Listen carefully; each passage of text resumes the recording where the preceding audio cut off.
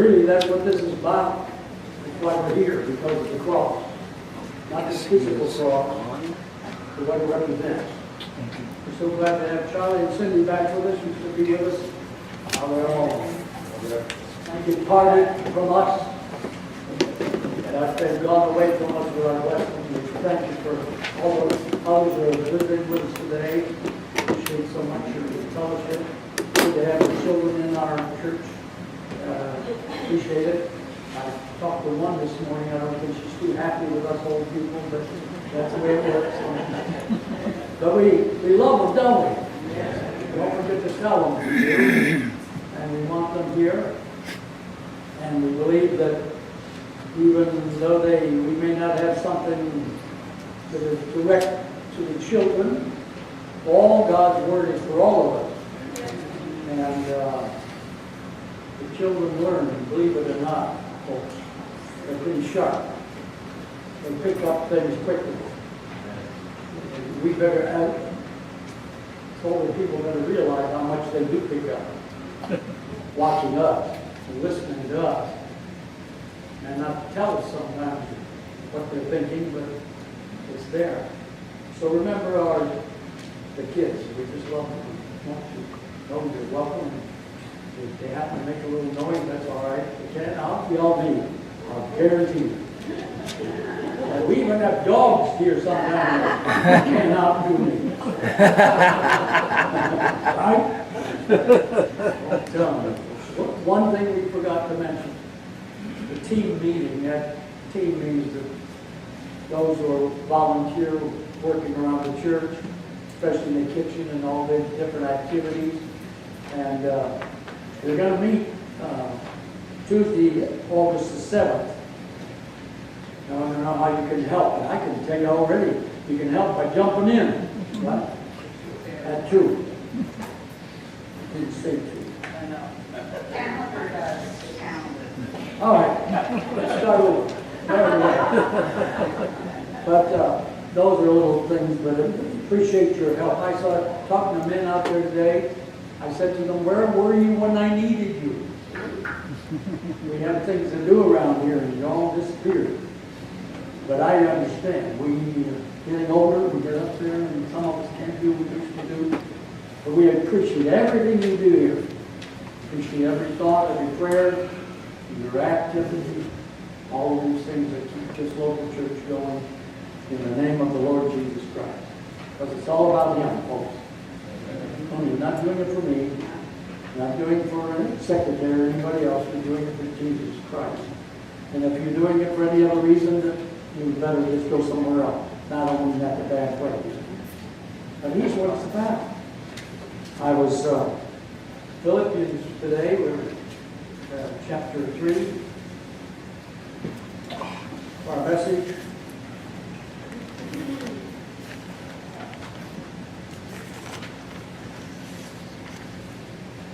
I want to read quite a bit of this today. For the reason. Chapter 3 of Philippians. Turn that to your Bible, please. Hudson Taylor, missionary to China, started the China Inland Mission in the 1800s. That's before some of our time, right? He went to China at the age of 21 by himself on a sailing vessel. Can you imagine? He had a burden for China. While he was there in the mission with the other missionaries, he felt that they weren't doing enough to reach the average local Chinese person. I don't know what else I could say. And he was burdened for them. Said the other missionaries seemed to be more interested in businessmen and people who were well-to-do. He got a burden for inland China. They go in and where the people were, the regulars, like us, to reach them for Jesus Christ. He went on his own. Ultimately started, when I say his own, he went in the name of Christ. Of course, Christ with us is more than enough, isn't he? And he went in and ultimately started China Inland Mission. He said this, and I want to open our service today with this statement. He asked the question, do we know much of fellowship with Jesus in this? Talking about what I'm going to talk about today. Do we know much about his suffering? Do we know much about his fellowship of the cross and the power of the resurrection? That's what he's talking about. And he says, do we know much of fellowship with him in this? Talking about the context of Philippians. There are not two Christs. Please. Not two, one. An easygoing Christ or easygoing Christians. He wrote this in 1800s. An easygoing Christ or easygoing Christians. Professing Christians. Isn't that not what we're in today? How do you think Joel Osteen is so successful? I'm mentioning names once in a while. His ministry. Why is he so successful? Easygoing Christ or easygoing believers? He said, there's no two. There's no easygoing Christ for easygoing Christians and a suffering, toiling Christ for exceptional believers. In other words, certain believers really are serving the Lord and suffering for Jesus' sake and so on. But they seem to be in the minority. That's what he's saying. He said there's only one Christ. Then he asked the question, are we willing to abide in him and so bear fruit? Rather than suggesting that Christians should toil and suffer so that they can earn their salvation, like some believe, he candidly pointed out that people are following someone or something other than Christ if their intent is to avoid pain and trouble. It's easy to avoid it sometimes. See it coming, get going. Instead of taking a stand for Jesus Christ, what do? We take the easy way out sometimes. Instead of letting go people know we really love Christ. He's the heart and soul of our life. He's everything. We sing that song, He's Everything to Me. Is he? I'm not following anybody else saying these are questions. He asked them in 18 something, a little before my time. And these men of old, many of them paid an awful price. An awful price for sounds like the fire alarm. their service Low battery type thing. in the gospel. They didn't serve to pay a price. They paid a price for I serving, thought they took the batteries out. for going, Mark must have brought for obeying, Well, he gave me one of them. acknowledging that Jesus Christ doesn't always promise us And that one I an think easy is way. disconnected electrically, so I'm not sure what's a beneficial way to us, in a way that perhaps will prosper. He doesn't. He promises us sometimes a tough one. In the world you shall have what? Tribulation, trial. that was somebody's He's not talking about just some of the physical things we go through. He's talking about spiritual trial. In the world you shall have trouble, spiritual. Breathe the smoke through there. But be of good cheer, he said, I've overcome the world. And he's the key. And that faith in him and that confidence in him caused Taylor to go. Not he only, not many young men and women down through the ages. Toiling for Jesus. Why? Because they wanted something from this world? No, but because they wanted to glorify him and honor him. And they were special, weren't they? And we look at them and say, look at them go.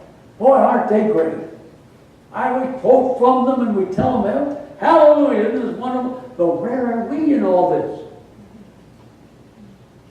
What Christ do we serve? We talk about Jesus. Who is he? What does he want? What does he expect? Is he satisfied with us? We sing that song, I'm satisfied with Jesus. Is he satisfied with me? Sometimes I wonder about that song. I'm satisfied with Jesus. No kid. Is he satisfied with me? That's the question. And as a believer in Christ Jesus, when I thought about this, prayed about this week, honestly thinking about a title, and then I came up with a believer's true passion. What should it be? And then I kept thinking about that term, and I've thought about it all week. I want to change it to this: a true believer's passion. A true believer's passion. Emphasis on true. Not just a professor, not just someone who says I believe and then goes about doing everything else, like so many have, with that first kind of Christ that he mentioned, easygoing. Don't get excited. It's not that really important.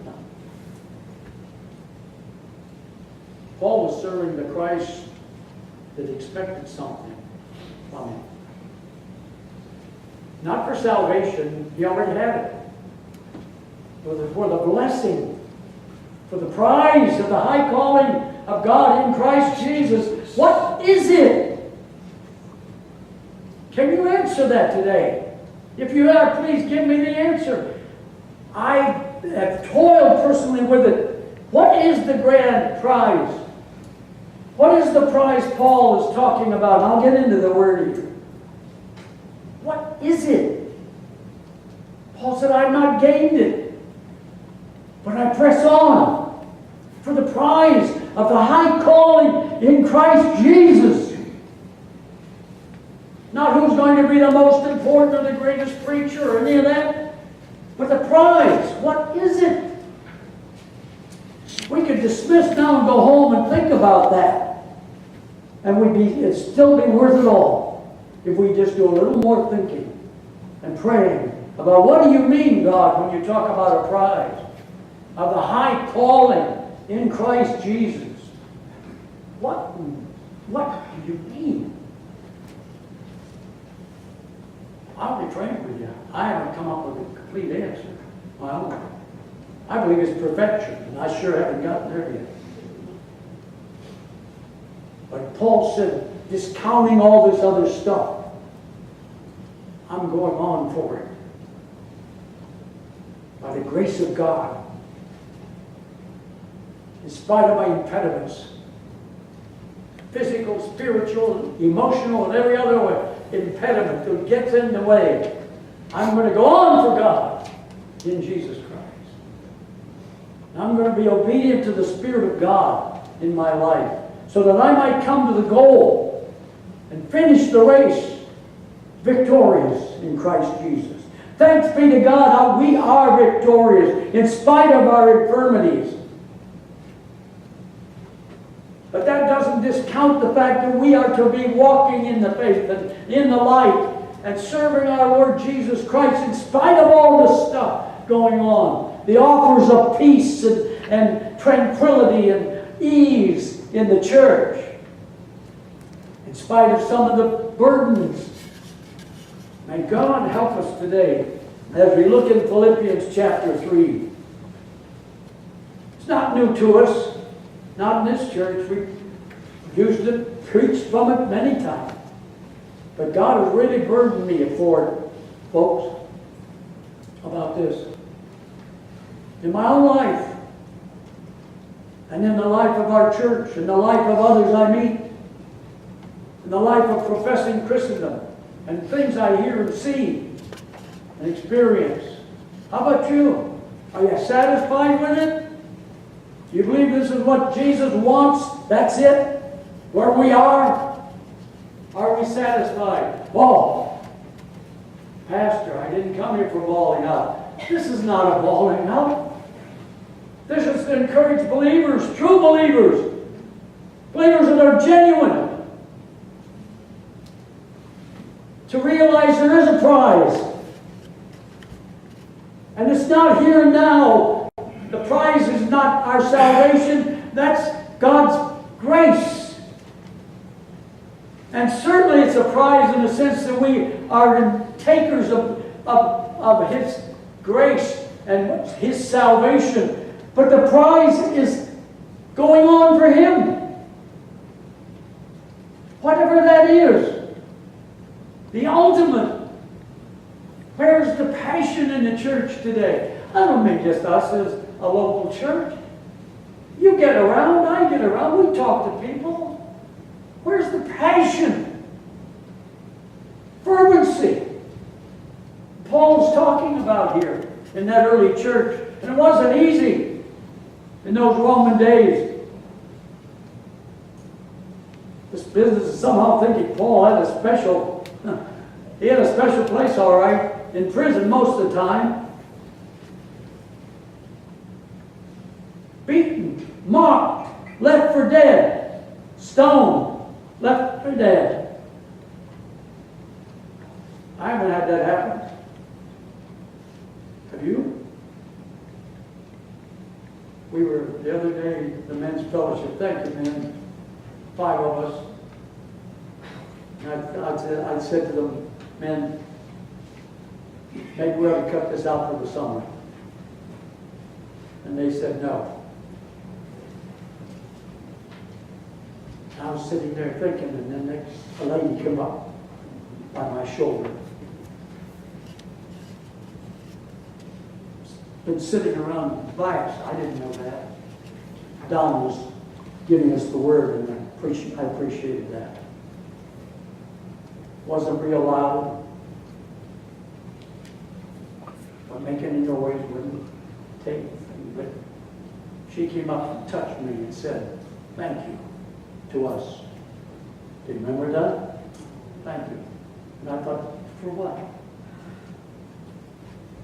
For the testimony of these men sitting in this environment with the Bibles open, having prayer together, saying grace, not to show off, not thinking about it, and this lady comes up and says thank you and walked away. Praise the Lord. Yes.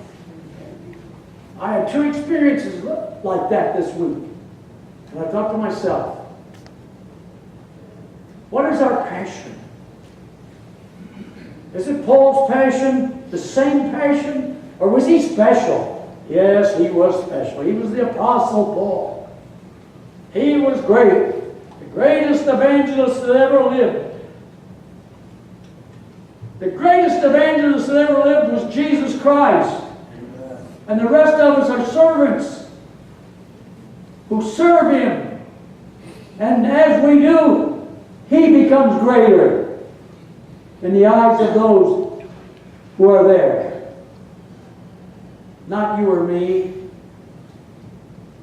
Greatest preacher in town.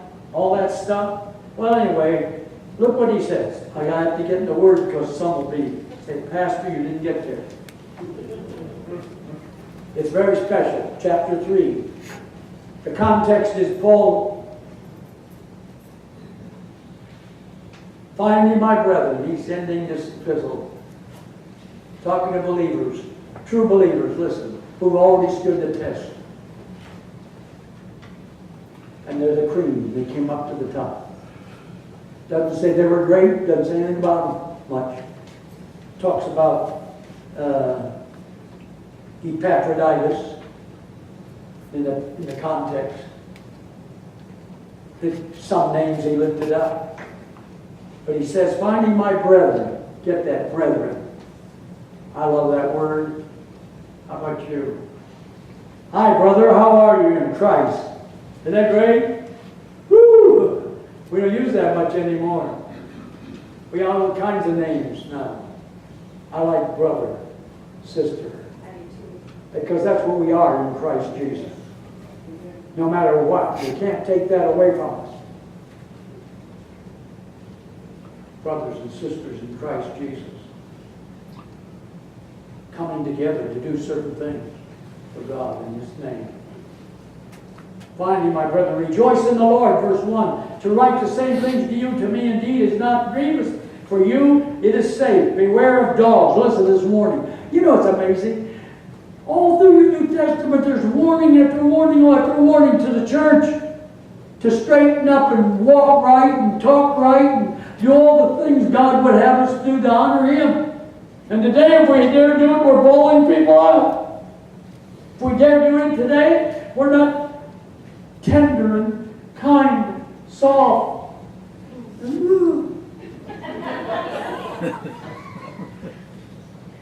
You mean guy?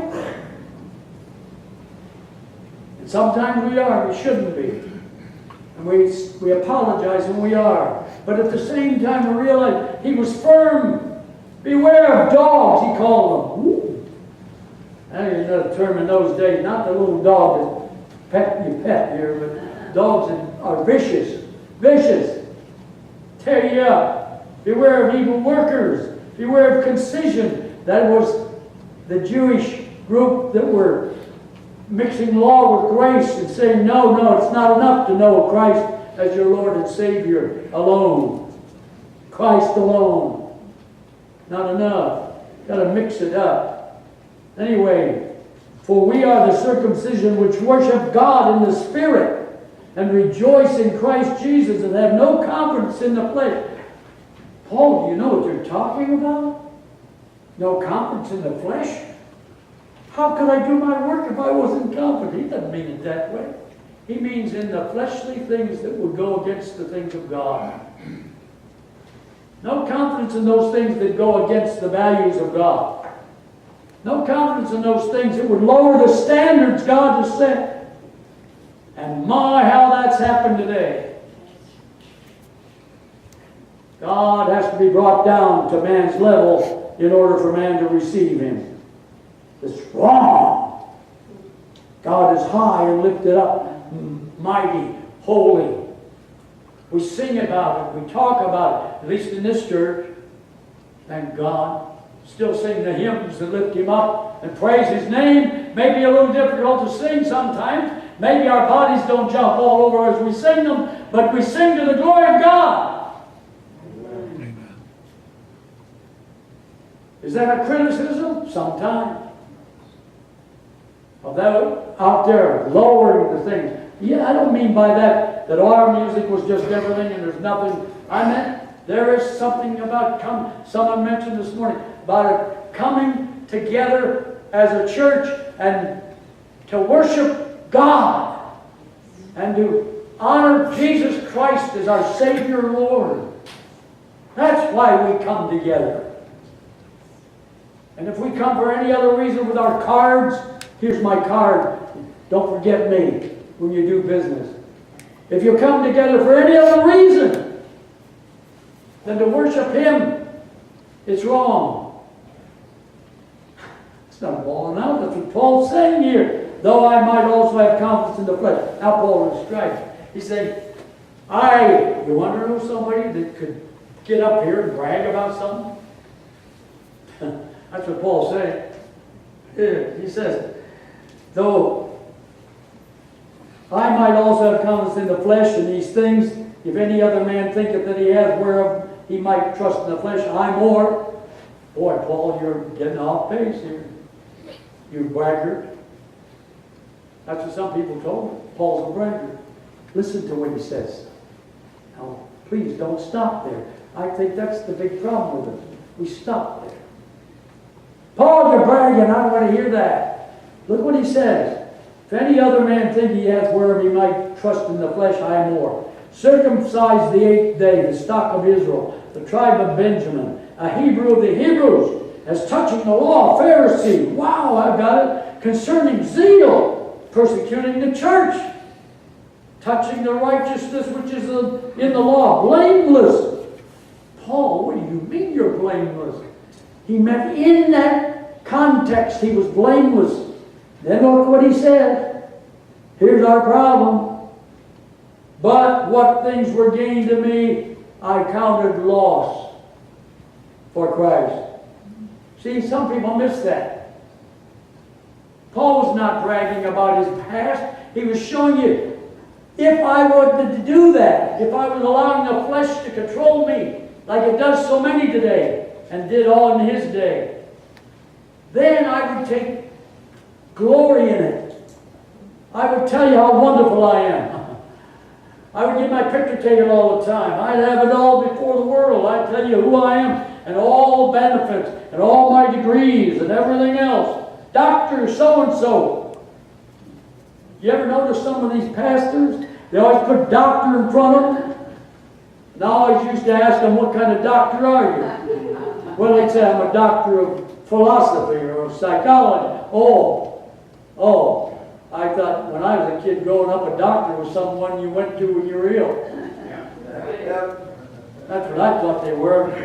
To me, that's the only doctor I knew as I grew up. Until I found out later that they have all these other titles. Paul's saying that in encapsulated, certainly, and he says, what these things that were gained to me, that I thought were important, those I counted lost for Christ.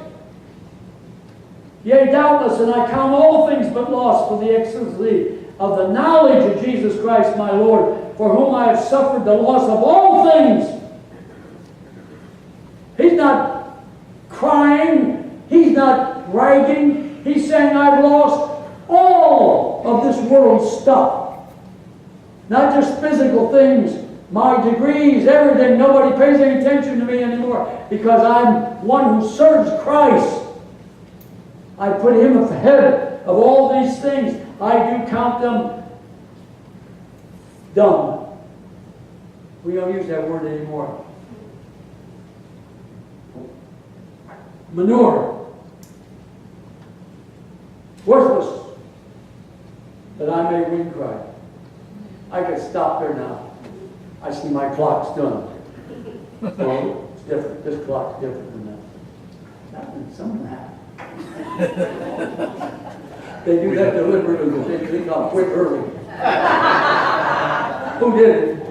I'll catch you one of these days.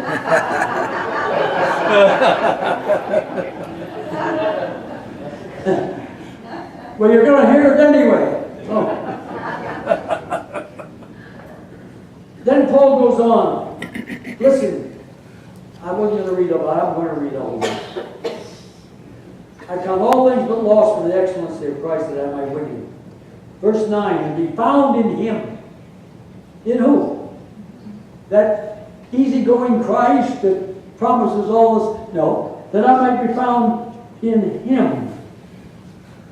Not having my own righteousness, which is filthy rags, which is of the law, but that which is through the faith of Christ, the righteousness which is of God by faith.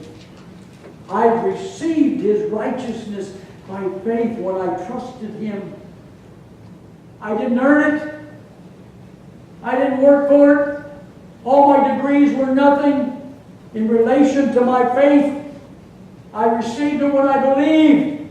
Did you receive Him when you believed in Him? Multitudes. Pardon me for yelling. Multitudes.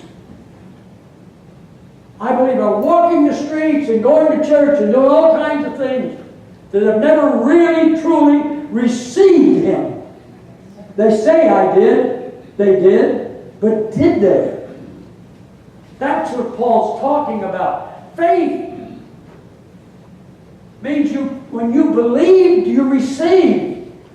When you believed and trusted, that's what the word believe means. Trusted in Him. When you trusted in Him as your Lord and Savior, you threw all out on Him and said, here I am, Lord, take me.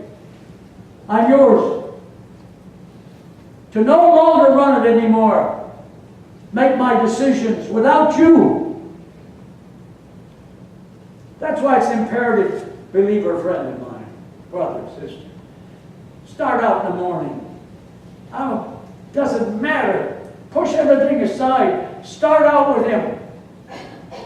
Do your devotion. Do something. Get into the Word. I don't mean Bible study for 2 or 3 hours. That's hard if you can. Meet with God. Dear Lord, what do you want me to do today when I make these decisions? When I make the mess of my life, if I'm not careful. And then cry to you, Lord, get me out of here. Get me out of it. How much time do I spend with Him? How much time do we spend? How much do we give Him? It's not a bawling out. Paul's saying it's important. And then he says that, now, here's his heart cry, the passion that is brought out. Look at it, verse 10. Oh, how often we quote this out of context, ignoring all the rest of it.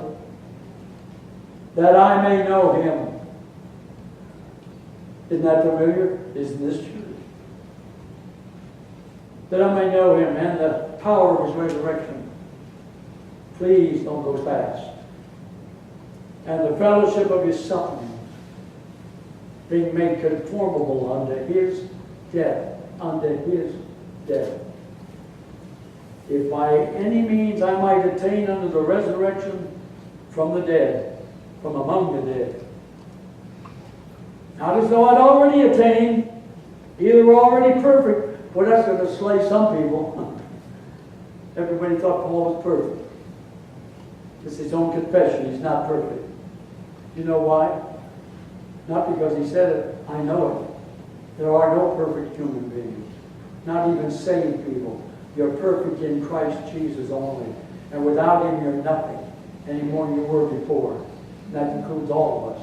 Yes. Oh, I don't like that kind of preaching. I thought I was special.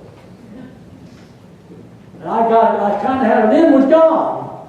Different, you people down there, wherever you are, you don't have it, but I have it. Paul said, I haven't got it.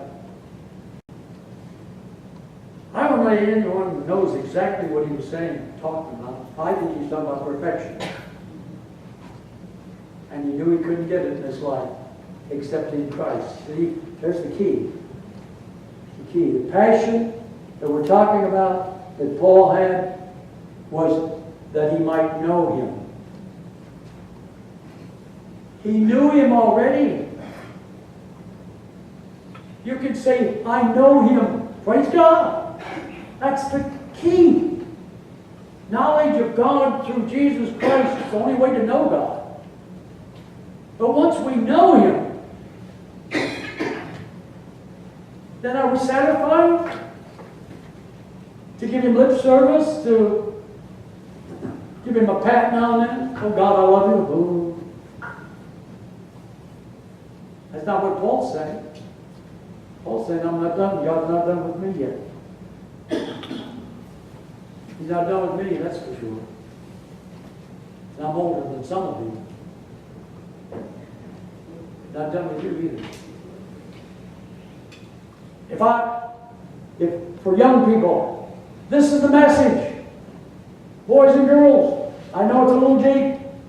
Tell Mom and Dad to talk to you about it. This is it. That I might know Him. Not just get acquainted. Oh, I know You, Lord. You know, that was nice. I met You one day on the road, and you did all this for me. You even fed me. But I haven't seen You since, and I don't know much about You. Paul's desire was to know God more completely, more in an inward way. That I might know Him experientially. That I might have a relationship with Him in all of His life. Jesus. That I might attain, not as though I already have. Brethren, I want to know Him. I don't want to just know about Him. I want to know Jesus. I want to enter into an intimate relationship with Him. Then I can sing, I walk with Him and talk with Him along the way as He talks to me along the way. When we're intimate with someone, we can do that. Years ago, as a young man, I'd say hello to a girl, not today it was girl and boy. Let that sink in. We like the girls.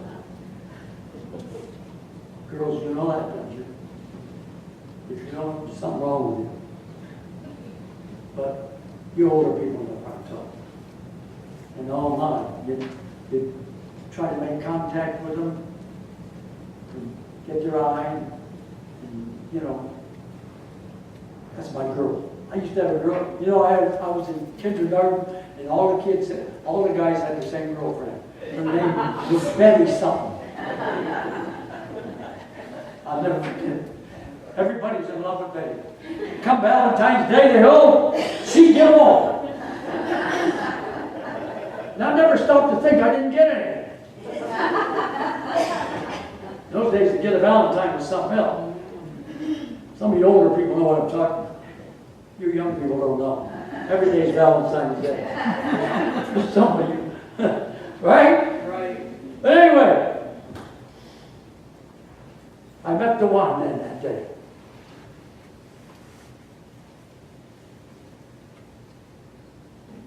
And I wasn't satisfied just to send her a card or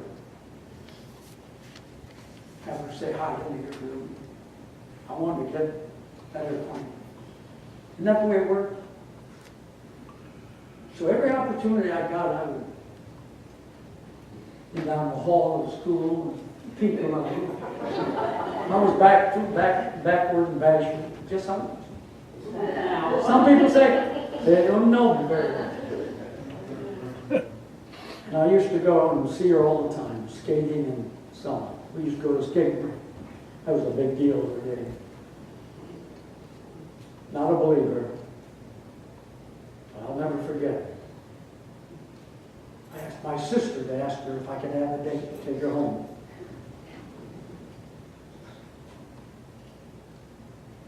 On the bus. And she agreed. You believe it? Ended up my wife. After a long time, but I wanted to know her better. I was thinking as I was working on this message about illustrations. And no bullshit. I read books about somebody's illustration about this subject, and everyone just turned me off. And I didn't even plan to say what I said this morning here, this now. But I believe that's the way it works. Yes. You want to be more intimate. And I couldn't wait till she became my wife. Biggest miracle in the world that she'd marry me. I thought. I'm not saying this to get people, but I'm just saying that's human intimacy. Only one, 65 years. She's still mine. That's it. That ought to be, that's just a silly illustration of our relationship with Jesus. It never ends. That relationship, we get to know Him more every day, more intimately. With all the problems, with all the things going on. I had this outline, the pattern. He's our pattern. Get to know Him. He's our example. Not some preacher, not some people, some doctor. Christ is my pattern. That I might know Him. Him. He alone.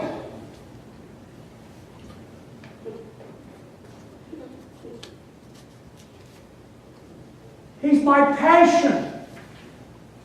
Another P, if you're taking an outline. 4 P's. Little simple message. The pattern. The example. An intimate experience with Him. Enter in. Do you know Him today? Don't go out of here without Him.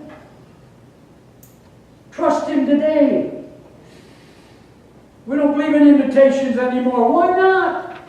Christ is coming to me, all ye who labor and are heavy laden, and I'll give you rest. Come to me. Come, come. Oh, don't give invitations. You might embarrass somebody. That's what Paul goes on. He talks about the passion and the power of the resurrection. Once we know that power, I don't know just Easter Sunday, but the power of the resurrection. You notice Paul said it? that I may know Him and the power of His resurrection.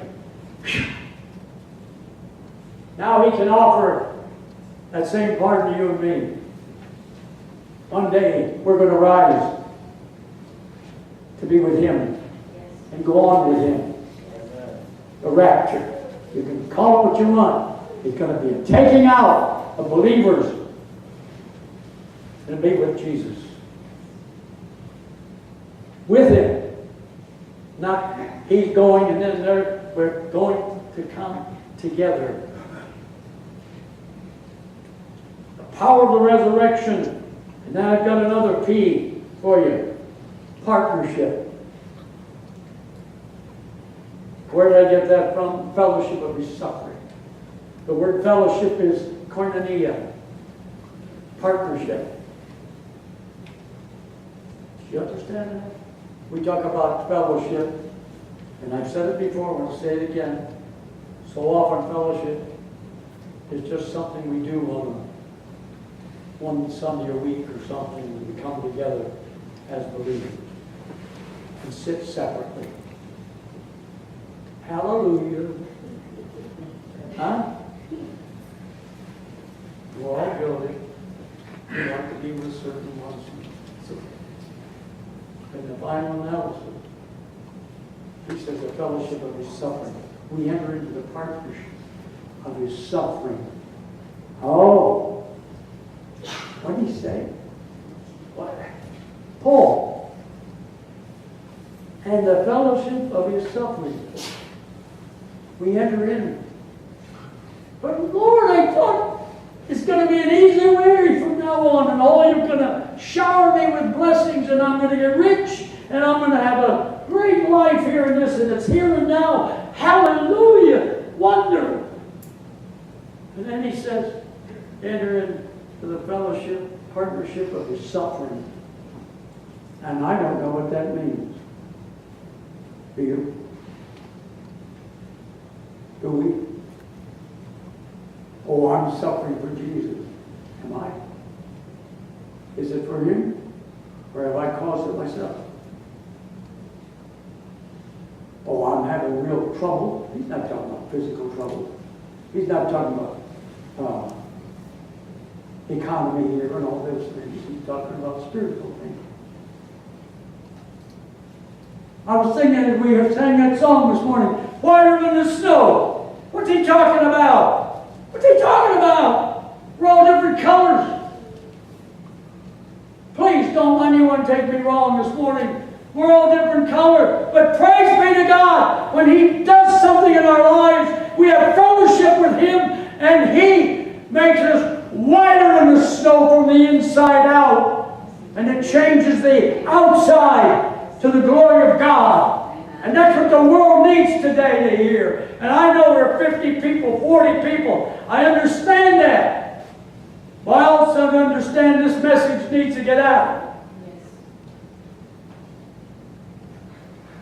We need to understand God does a work inside and changes us and transforms us into His likeness, into His image, to the glory of God. And we need the message that God has for us. We're not all the same, but in Christ Jesus, we're one. In Christ Jesus, we're part of the body of Christ. He's the head. And that's what Paul's saying here. I haven't got there yet, Paul said. By any means I might attain unto the resurrection of the dead. Not as though I'd already attained it in this life. Either we're already perfect in this life. Paul said, not me. But I follow after, if that I may apprehend that for which also I am apprehended in Jesus Christ. What's he talking about? Brethren, I come not to have apprehended this. I come not to have reached it yet, that goal. But this one thing I do, forgetting those things which are behind. You know what they are, and so do I. those things. And he's not talking about worldly things. He's not talking about things you prize physically. He's talking about inner things. He's talking about things that need to change. He's talking about spiritual things. Spiritual appetite, not the flesh. Satisfaction that comes from knowing Him and relating to Him, walking with Him, praising Him, glorifying Him, living for Jesus, a life that is true. We sing that song, no? Living for Jesus. You know the song? Are we? It's not a doubt. I don't mean that. But what's he saying? I have to. We're going to have the Lord's table, and I'm working into it. Because we talk about the fellowship of His suffering. Every time we partake of His suffering, we remember His death. Not just that He died. I think that's sometimes what people do. But the kind of death He died. The suffering. The ignominious death. The awful, horrible death that He died. Because of us. At the hands of sinners. The saint of God. The God Himself hung on that awful cross. That signifies. We have it. We wear it on our lapel, on our neck. We put it everywhere. And that's great. But what is the significance of it? What does it mean? It all goes back to the cross, Paul is saying. The fellowship of His suffering on the cross. When He said, it's finished. I've come to finish the work I came to do in the first place, to save sinners and make saints out of them. So that He can walk with me and talk with me and serve me and glorify me. As long as they live. And then to go on be with Him in glory. What a day that's going to be. Some people don't want that in between. You know? The walk and the talk. And sometimes the suffering. We don't ask for it. Sometimes it's there. Well, you're talking physical. No, He's not. He's talking spiritual. We all physically, if you live long enough, let me tell you something, you're going to ache and pain. If you live long enough, you're going to be at the doctor every other week, or month, or whatever it is. You're going to drive them crazy. Because you want them to take care of you and heal you quick and get it over with and make you a new person when you're not. Hallelujah! They say to me, how do you feel at your age? What do you mean? I ache all over sometimes. But hey, adjust to things. God's not done with us. When He is, He'll say, come on home. In the meantime, He's not telling you, I'll take you home to get you out of all this. He says, while you're here, there's the fellowship of suffering that this table represents. Koinonia, partnership. Not me, I'm different now. If you're a believer in Christ, true, then you're His partner in this. And He may allow you to enter into the suffering of Jesus. And I don't mean you're going to go to the cross, but it's an example. Every time we look at that cross, it exemplifies what Christ has done for us. I have a lot to say. I'm going to stop. Concentrate on the suffering in a minute. But I just want to quote this Morgan. G. Campbell Morgan said these words.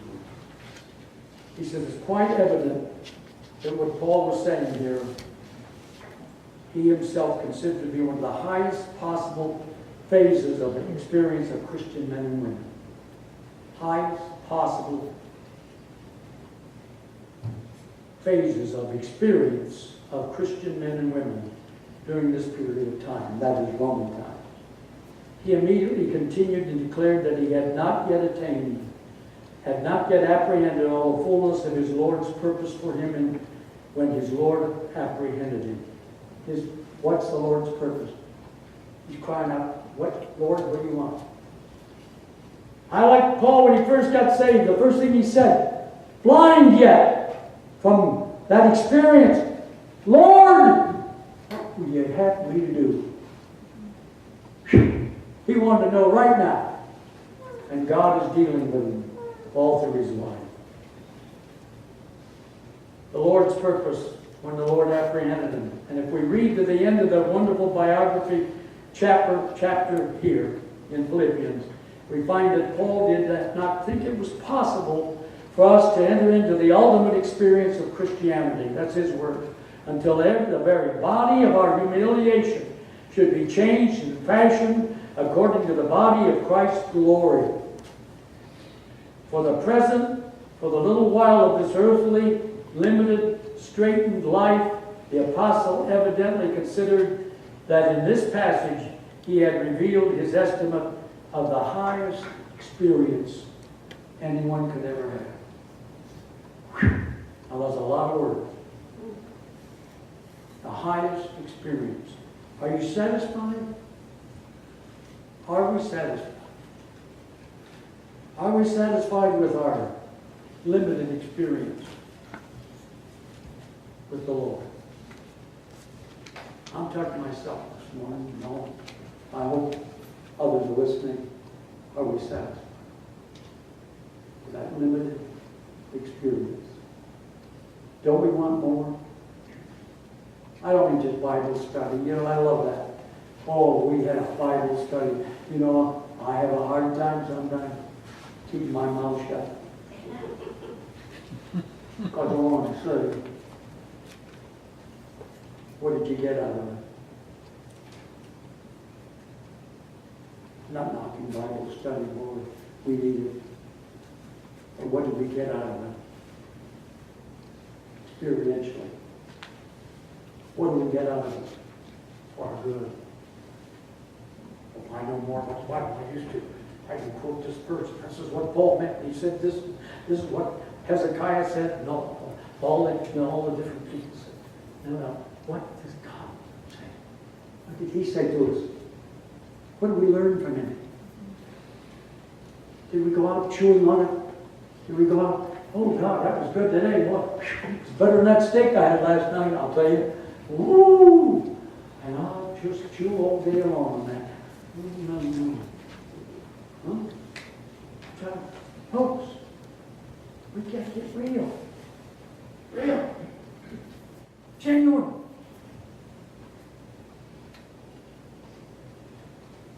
That I might know him, the power of his resurrection, the fellowship of his suffering, being made conformable unto his death. What's he talking about? Paul said, I haven't got there yet, but I press on. Are you a presser oner? I don't know if such a word. Or did you quit? Well, if you quit, you didn't have it in the first place.